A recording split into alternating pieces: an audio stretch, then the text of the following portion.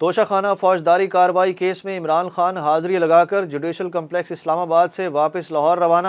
عمران خان کی حاضری سے استثناء کی درخواست منظور کر لی گئی۔ مستقل حاضری سے استثناء کی درخواست مسترد۔ چیئرمین پی ٹی آئی کمرہ عدالت میں پیش نہ ہوئے۔ جج کی ہدایت پر عمران خان کی دروازے پر ہی حاضری لگوا لی گئی۔ چیئرمین پی ٹی آئی پر توشہ خانہ فوجداری کیس میں فرد جرم عائد نہ ہو سکی۔ جج ظفر اقبال نے کہا کہ عمران خان کا اندر آنا مشکل ہے۔ دوسری جانب جوڈیشل کمپلیکس کے باہر کارکنوں اور پولیس میں تصادم۔ پولیس نے آنسو گیس کی شیلنگ کی۔ سماعت میں وقفہ کر دیا گیا۔ پولیس نے لاہور میں عمران خان کی رہائش گاہ زمان پاک میں آپریشن مکمل کر لیا۔ پولیس گھر کا گیٹ توڑ کر داخل ہوئی۔ اسلحہ اور شراب کی بوتلیں برآمد کرنے کا بھی دعویٰ۔ مریم نواز نے اس حوالے سے ویڈیو بھی شیئر کر دی۔ پولیس نے سابق وزیر اعظم کی رہائش گاہ کا کنٹرول سنبھال لیا۔ پولیس کے مطابق 40 سے زائد کارکنوں کو گرفتار کر لیا۔ عمران خان کے گھر کے اندر سے پولیس اہلکاروں پر فائرنگ بھی کی گئی۔ پیٹرول بم اور پتھر بھی پھینکے گئے، جس کے باعث 3 اہلکار پتھر لگنے سے زخمی ہوئے۔ پولیس حکام کے مطابق عمران خان کی رہائش گاہ سے 5 کلاشنکوف اور گولیاں بھی برآمد ہوئیں۔ اینٹی انکروچمنٹ کی ٹیم نے کرین کے ذریعے عمران خان کے گھر کا دروازہ اور دیوار توڑی۔ رہائش گاہ کے باہر موجود مورچوں اور تجاوزات کو بھی ہٹا دیا گیا۔ پی ٹی آئی نے زمان پاک میں پولیس آپریشن کے معاملے پر لاہور ہائی کورٹ میں توہین عدالت کی درخواست بھی دائر کر دی۔ وزیر اعظم شہباز شریف کی عمران خان پر کڑی تنقید۔ کہتے ہیں عمران نیازی کی گزشتہ چند روز کی حرکتوں سے ان کا فاشسٹ ہونا عیاں ہو گیا۔ ٹویٹر پر بیان میں وزیر اعظم نے کہا کہ لوگوں کو انسانی ڈھال بنانے سے لے کر پولیس پر پیٹرول بم حملوں اور عدلیہ کو دھمکانے کے لیے جتھوں کی قیادت تک عمران نیازی کا فاشسٹ اور عسکریت پسند ہونا ظاہر کرتا ہے۔ عمران نیازی واضح طور پر بھارتی انتہا پسند جماعت RSS کی پیروی کر رہے ہیں۔ میرے پاس حاضر ہو کر میری حاضری قبول فرمائی جائے۔ مریم نواز کا عمران خان کی پیشی پر طنز۔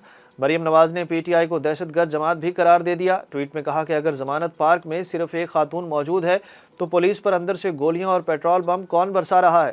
یہ لوگ جھوٹ بولنے سے پہلے سوچتے بھی نہیں۔ مریم نواز نے سوشل میڈیا پر ایک ویڈیو شیئر کی جس میں عمران خان کی رہائش گاہ کے اندر سے ایک پیٹرول بم اہلکاروں کی جانب پھینکا جا رہا ہے۔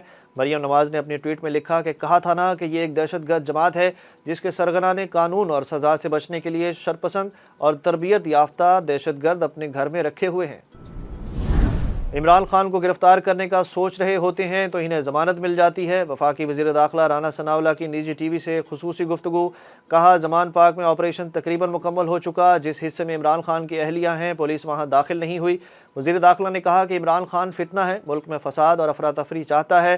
پولیس جب نو گو ایریا کلیئر کرانے گئی تو غیر مسلح تھی، پولیس پر پتھراؤ ہوا۔ زمان پاک نو گو ایریا بنا ہوا تھا، پولیس نے غیر مسلح ہو کر سارے علاقے کو کلیئر کیا ہے۔ ان کا کہنا تھا کہ تمام مقدمات میں عمران خان اور ان کی لیڈرشپ کو نامزد کیا جائے گا۔ جو لوگ گرفتار ہوئے ہیں چالان میں ان کو شامل کیا جائے گا۔ ایسے شخص کو ووٹ کی طاقت سے مائنس کرنا چاہیے۔ پولیس شرپسندوں کو گرفتار کرنے کے لیے زمان پاک گئی۔ زمان پاک نو گو ایریا بنا ہوا تھا جسے کلیئر کرانے گئے تھے۔ آئی جی پنجاب اور صوبائی نگراں وزیر اطلاعات کی پریس کانفرنس۔ پنجاب کے نگراں وزیر اطلاعات عامر میر نے زمان پاک آپریشن کے بعد آئی جی پنجاب کے ساتھ پریس کانفرنس میں کہا کہ کسی بھی علاقے کو نو گو ایریا بنانے کی اجازت نہیں دی جائے گی۔ آئی جی پنجاب عثمان انور کا کہنا تھا کہ سرچ وارنٹ حاصل کیا اور لیڈرشپ سے رابطہ کیا۔ انہوں نے کہا کہ ہم وہاں نہیں ہیں، جہاں تک گئے اسلحہ برآمد کیا۔ Press conference per P T I رہنما فواد چودھری کا طنز۔ کہا آئی جی پنجاب کی متوقع پریس کانفرنس ہوگی کہ عمران خان کے گھر سے توپ، ٹینک کے گولے، اینٹی ایئر کرافٹ برآمد ہوئی۔ زمان پاک سے پولیس کھانے پینے کا سامان، فریج سے جوس تک اٹھا کر لے گئی۔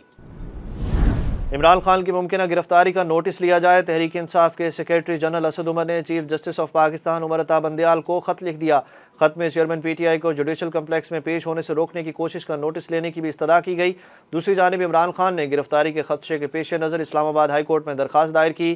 عمران خان کی جانب سے آج ہی درخواست پر سماعت کی استدعا کی گئی۔ عمران خان نے درخواست میں موقف اپنایا کہ نیب سمیت کسی بھی ادارے کو گرفتاری سے روکا جائے۔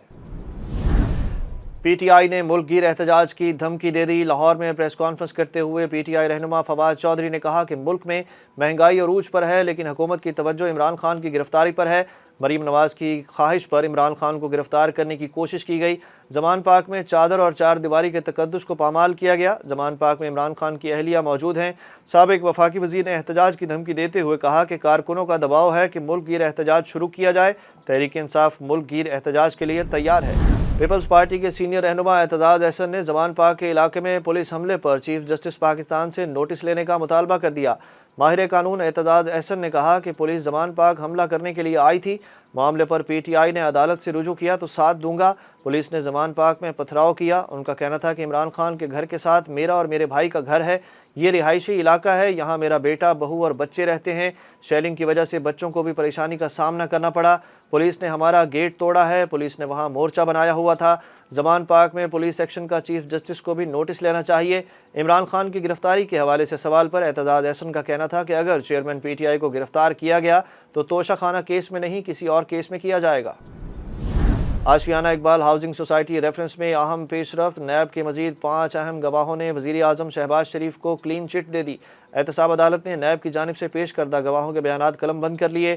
نیب گواہان کا کہنا تھا کہ اس پروجیکٹ میں کوئی غیر قانونی کام نہیں ہوا. قانون کے مطابق بڈ اوپن ہوئی, پروجیکٹ سائن ہوا, پروجیکٹ فائنینشل کمیٹی کے ذریعے فائنانس ہوا. اس پروجیکٹ کے تمام کاغذات قانون کے مطابق ڈیزائن ہوئے. عدالت نے وکلا کو گواہوں کے بیانات پر جرح کے لیے طلب کرتے ہوئے کیس کی مزید سماعت 25 مارچ تک ملتوی کر دی. سعودی عرب میں سوشل میڈیا پر نماز اور جمعے کا خطبہ نشر کرنے پر پابندی عائد کر دی گئی. سعودی عرب کی وزارت اسلامی امور کے ترجمان نے عرب چینل سے گفتگو میں کہا کہ رمضان کے مہینے میں بیرونی لاؤڈ سپیکر صرف اذان اور اقامت کے لیے استعمال کیے جائیں گے.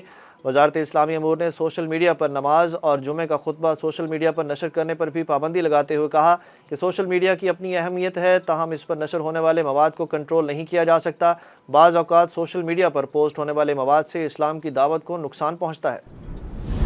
پی ایس ایل 8 کا فاتح کون ہوگا؟ فائنل میں آج گزشتہ سال کی فائنلسٹ لاہور قلندرز اور ملتان سلطانز کا ٹاکرا ہوگا. لاہور قلندرز ٹائٹل کا دفاع کر سکیں گے یا ملتان سلطانز دوسری بار ٹرافی اپنے نام کریں گے. دونوں ٹیمیں آج شام 7 بجے لاہور کے قذافی اسٹیڈیم میں آمنے سامنے ہوں گی.